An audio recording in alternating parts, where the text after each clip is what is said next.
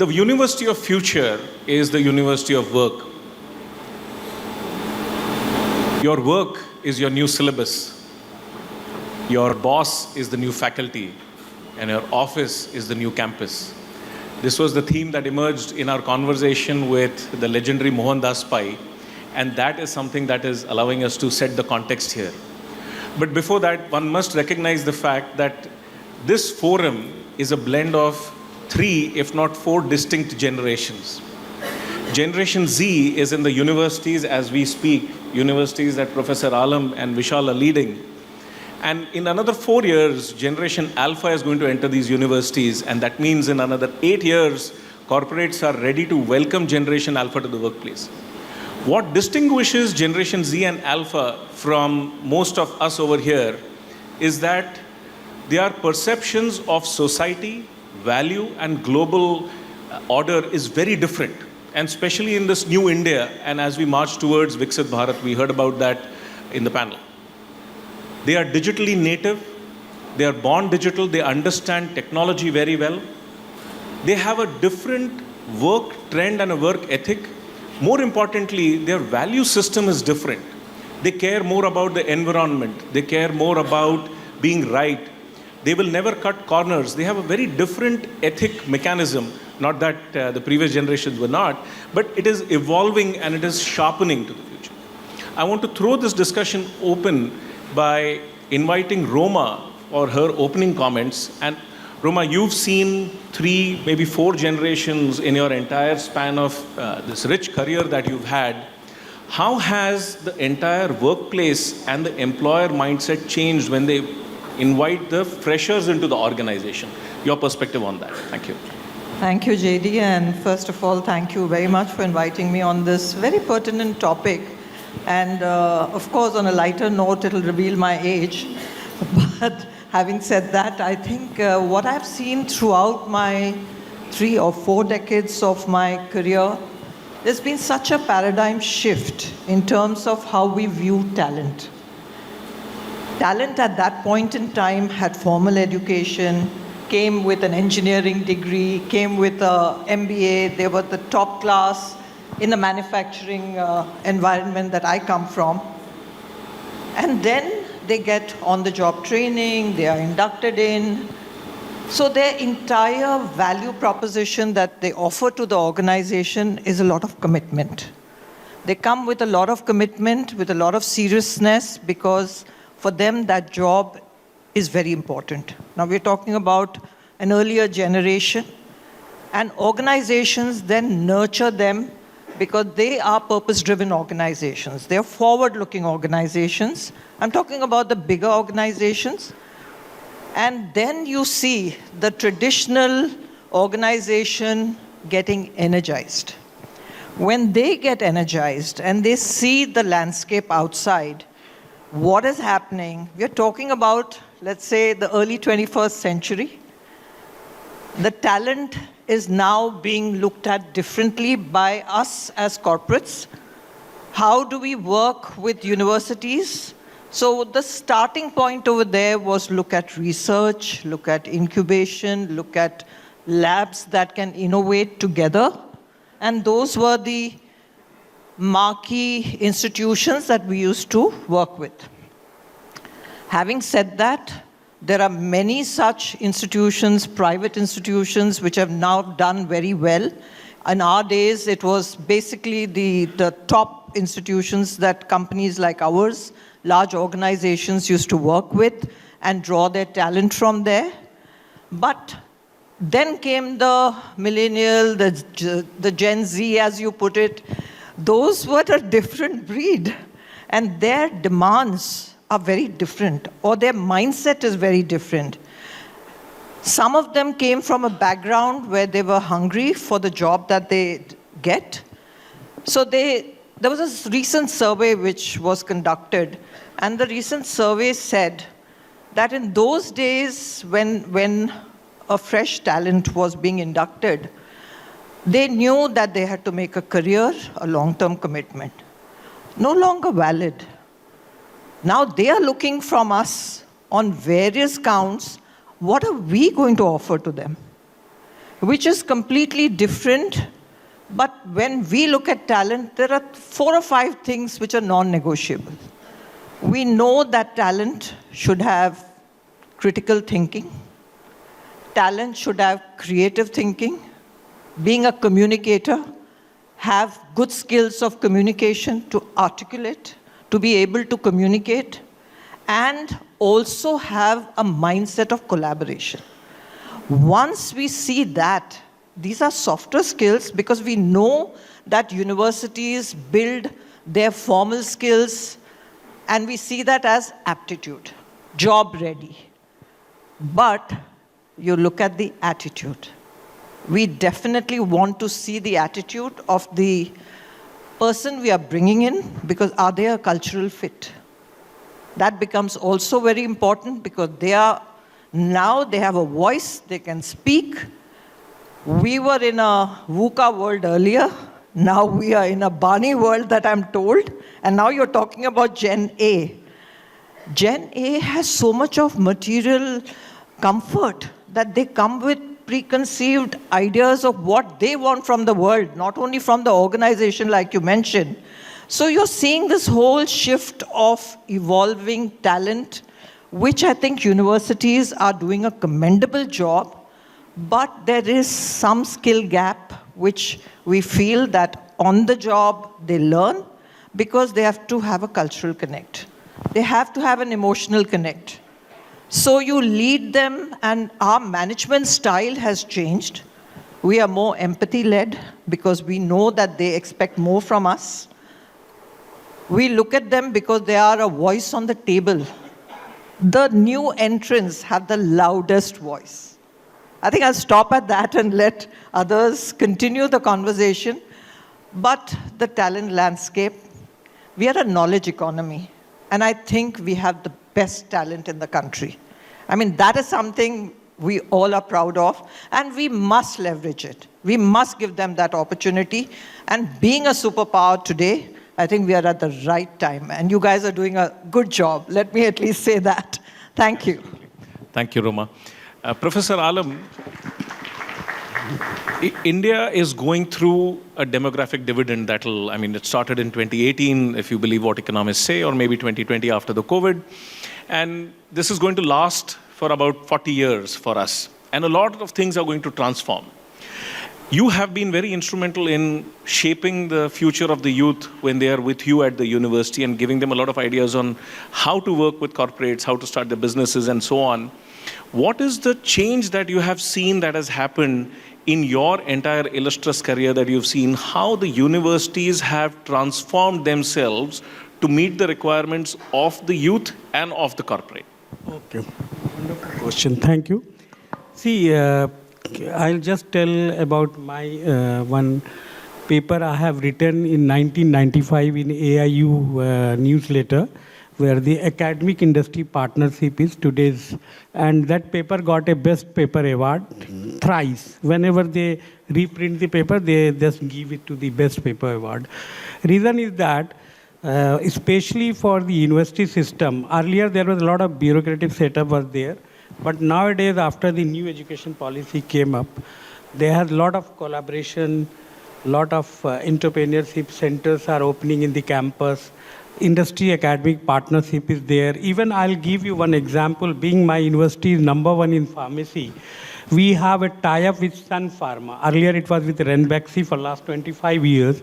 We are running a program of MPharm and PhD through Sun Pharma, and we are giving degree of PhD in pharmaceutical medicine. So that was the degree given by the partnership program. We introduced 25 years back. Even in many of our science program or even in Unani medicine and all. So recently Government of India has given a Center for Excellence for Unani Ayush system in my university. The basic objective, you have to bring all the Ayush industry in one fold and give all the medicine prepared by Ayush for last 40-50 years. You have to again restudy the pharmacopoeia of that medicine and generate new medicine for liver disease or a kidney disease. So we are working with the industry very closely, whether it is a Unani medicine or molecular medicine, where we are working with tuberculosis or lot of viral diseases with the support of ICMR. So just I am giving you this example that whenever you go for your curriculum design, you need to take a person from industry, because now you know that this is the era of industry 5.0. So 5.0 in era means the artificial intelligence and the expert system is very much introduced in the industry. But not only in manufacturing industry, in social sector or a health sector or education sector, anywhere you have to go for the industry 5.0. So these things are there, and we have tie-up with the AICT for entrance. I'm just giving one example. So all the BTech students, they take internship during their studies, and they get their fee refund, and after that they are 100% placed in industry. So these things are there because new education policy is a wonderful educational transformation is there, where they have put, the collaboration, partnership, holistic education, society-centric. Because, ultimately the education is for what you are doing for education. It is for the society. You have to go back to the society. So we do a lot of health mela, the gender, old people, they go, our physiotherapists went their house, they give free physiotherapy centers and all. They are running free physiotherapy center from the university side. And we have tie-up with Delhi Police. This is one of the best example I am giving you. During COVID period, Delhi Police approached us and they said कि you take all the small pocket मार जो police में रहते हैं, ये थाने में रहते हैं, so they collected all the small chain snatcher and all. So we trained them for the COVID volunteer, and lots of hospital through Delhi Police they are getting jobs. So even in the lower strata of the society, we put it in the employment. So nowadays youth generally demand, now everybody talking about ranking, the NIRF ranking. So NIRF ranking is talking about 5 parameters, not the research and teaching learning method, but there is the outreach program, the perception of the university. These are very important part, and how you are going back to society. So this year we have just completed our admission. We got 110% of admission. Reason is that the ranking is good. It means that the teachers are, and ranking, only the Vice-Chancellor cannot do it. It is from the teaching and both the non-teaching side involved in that, and they have to come. And 6 times we are the number 1 in pharmacy and top 40 institution in the university, and 62 category for in all. We are NIT, central universities. We are far, far better than many central universities and NIT and IIT. So today's youth, they want, quality education, because they are in the era of, the e-governance. They know everything. Now everything is available in your website or internet. So they are very, choosy about the education. The time, if some teacher has not taken class, they will simply mail to Vice-Chancellor that today that subject. And possibly CC the PMO office. Yeah. That brings me, thank you, sir. Yeah. Vishal, and all of us have a Gen Z or a Gen Alpha in our home or as a neighbor and all. All of you would be familiar with the word bro. Vishal, you are literally shaping JAIN University's future. I would like you to talk about how you're doing that as a framework, both from how the university is helping Gen Z and Gen Alpha, and also the fact that just theoretical education is not going to work anymore. How is the university shaping to get into the work and the integration, apprentices, and preparing them for the workforce? Your perspective on that, Vishal. Sure. Hi. Thanks, Jaideep. My name is Vishal and I'm representing JAIN Group actually. I've just joined 3-4 years back. So I may not have the depth of knowledge on a lot of things, but interestingly, I came into the group just when the new education policy came out in year 2020. So we all know that this policy is trying to transform the Indian education system, and it's bringing more inclusivity, flexibility, multidisciplinary approach, and it's trying to cater to the 21st century demand. So I think in my mind, the way I am thinking the future of our university or the landscape of our university should be that each university should have a very dynamic approach. They should adapt to changes, and not only adapt, but also anticipate changes which are going to come for our students, because our students are getting into a very complex and interconnected world. For that, I feel at JAIN, what we're trying to do is we're trying to bring in a lot of practical skills in play through the work integrated learning program, which I think TeamLease EdTech has kind of pioneered. So I feel all universities should give a lot of emphasis on work integrated learning approach. Even according to World Economic Forum, most of the top executives mentioned that, in order to bridge the gap, the skill gap the industry and academia have, this particular integrated program kind of really helps. And I feel 90% of the people who go through these kind of programs are far more employable after completing their program in the first 6 months at least of their graduation. So this is one approach. The second would be, of course, to collaborate with industry. We discuss this all the time. In the last 4 years, I think I've been handling most of the industry partnerships, which our university is now forging relationships with. I think 80% of the global universities across the world are now talking to industry all the time. So it's time for us Indian universities to embrace this concept. So it's very important to get industry collaborations in place. And one very interesting thing which happened during COVID was, given our ranking and status, we became a beneficiary to get the license to provide online degree programs. So I think lifelong learning and upskilling. Dr. Mashilkar sir also told us that every 5 years now executives have to get reskilled. Because they will become irrelevant in their whichever work environment they are working in currently. So I think we are trying to embrace that as well. Every university should embrace this concept of digital campus, and we are strongly advocating this at JAIN. And there is a serious impact of learning on technology. There's a serious impact of technology on learning. So I think using AI, virtual reality, augmented reality, you can create a very immersive experience within the university campus as well. So we're trying to invest in a lot of infrastructure which replicates a work environment in our campuses. These are some of the initiatives which we are trying to do. And I feel the role of an educator is it's changing with time. They should become more facilitators and mentors, because knowledge is available at fingertips today.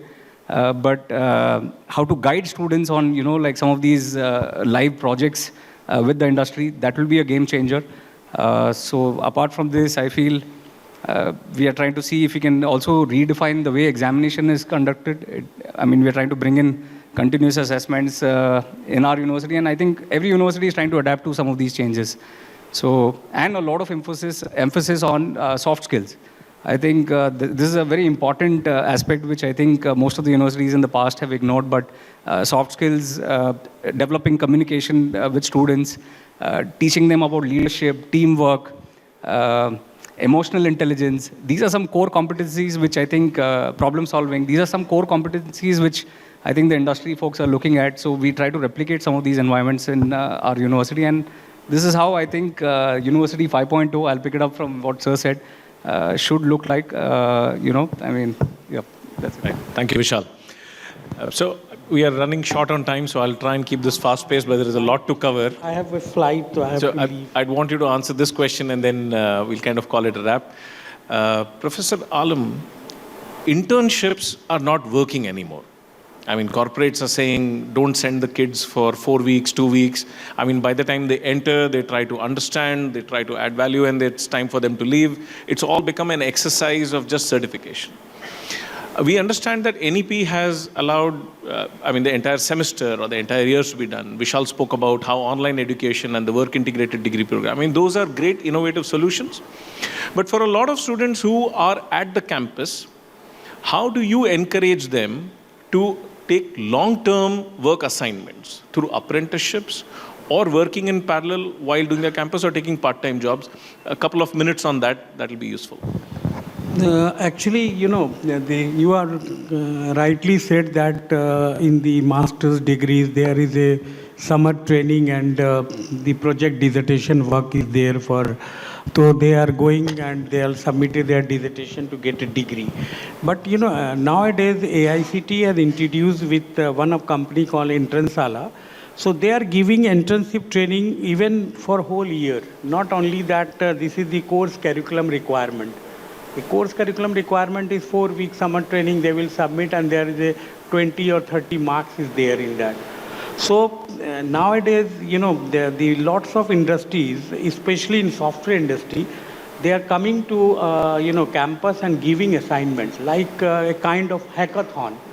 So even a lot of ministries, even Delhi Police or Health Ministry, even Skill Development Ministry, they are doing a lot of hackathons.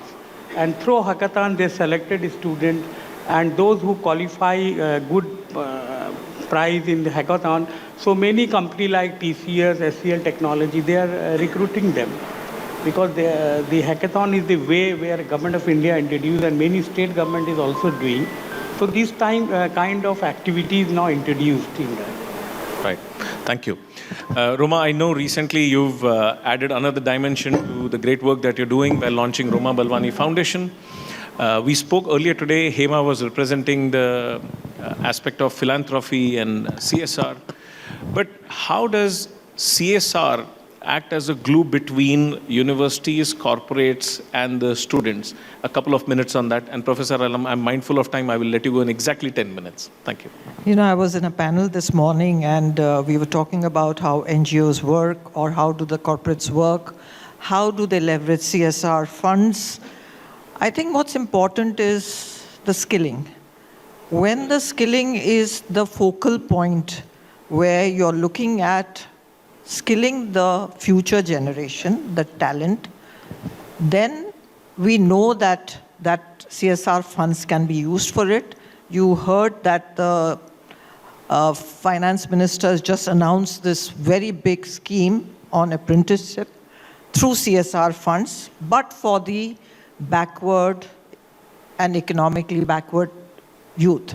We've got a large number over there to address. I think that is something foundations like me want to really address, to create a value for them. I was just talking to my friend over here. She runs the Youth for Jobs, and she has done a commendable job. She's an ex-banker. And what do we do for that? The skilling that is required, then there is this adjacency that you develop with the university, the corporate, the foundation, and then seamlessly you integrate the real life experiences. For example, at Mahindra's, when you have an induction program, 1 week, the first week of any new joinee at any level, not only at the entry level, is sent for a CSR program in the forest of Araku.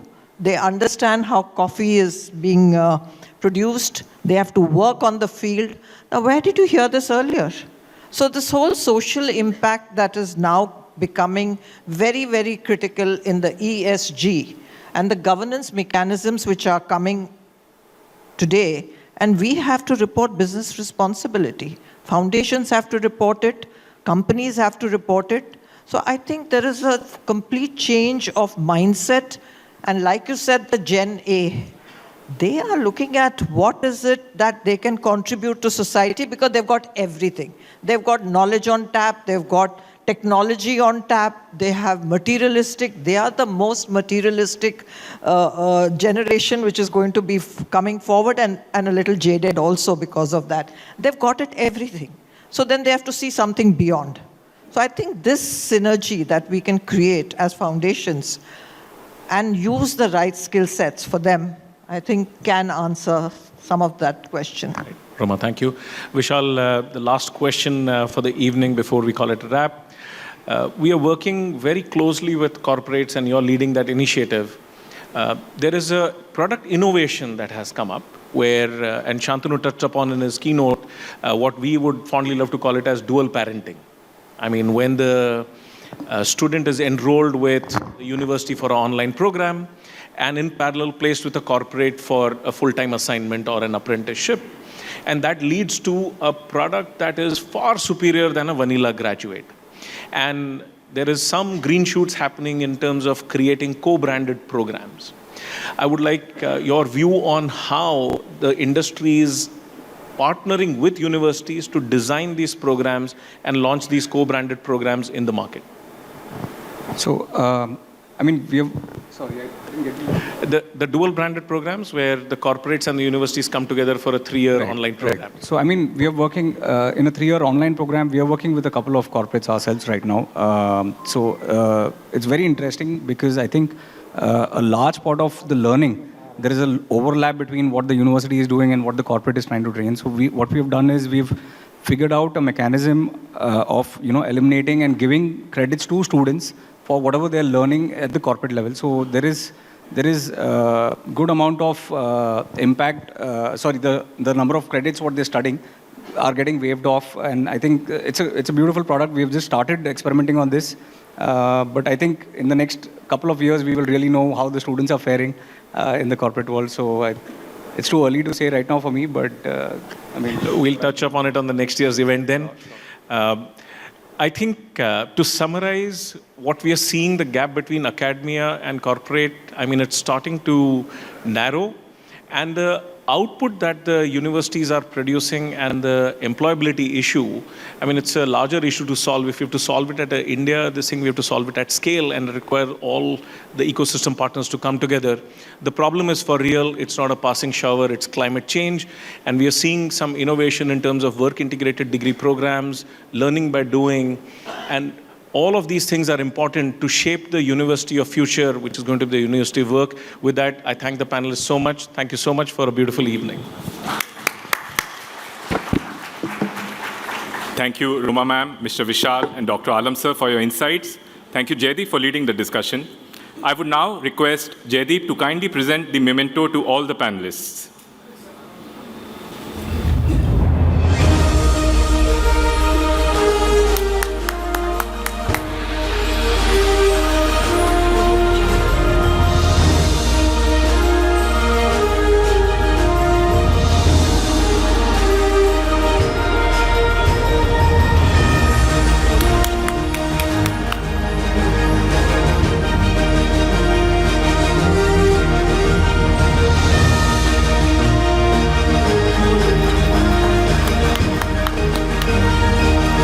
I would like to request Roma ma'am to kindly present the memento to Jaideep.